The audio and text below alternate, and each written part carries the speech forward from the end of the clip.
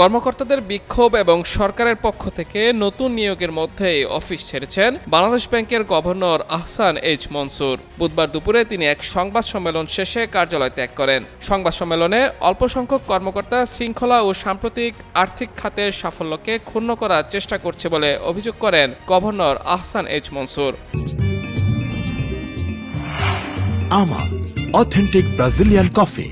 কর্মকর্তা কর্মচারীদের একাংশের বিক্ষোভকে স্বার্থান্বেষী মহলের ষড়যন্ত্র আখ্যা দিয়ে তিনি বলেন, উত্থাপিত বিষয়গুলো বিশেষ করে কয়েকটি ব্যাংকের একীভূতকরণ, রাষ্ট্রীয় নীতি ও রাজনৈতিক অর্থনীতির বিষয়ে কোনো কর্মচারী সংগঠনের আলোচ্য বিষয় নয়। মনসুর বলেন, এই ব্যাংকগুলো অধিগ্রহণের প্রক্রিয়ার লক্ষ্য হলো গত 2 বছর ধরে যে 76 লাখ আমানতকারী তাদের অর্থ তুলতে পারেননি তাদের স্বার্থ রক্ষা করা। কোনো কর্মকর্তার এসব নীতিগত সিদ্ধান্ত নিয়ে প্রশ্ন তোলার অধিকার নেই। এদিকে পদত্যাগ করবেন কিনা প্রশ্নের জবাবে গভর্নর জানান, তিনি পদত্যাগ করেননি, বরং সংবাদ মাধ্যমগুলোতে নতুন গভর্নর নিয়োগের খবর দেখে অফিস ত্যাগ করেছেন।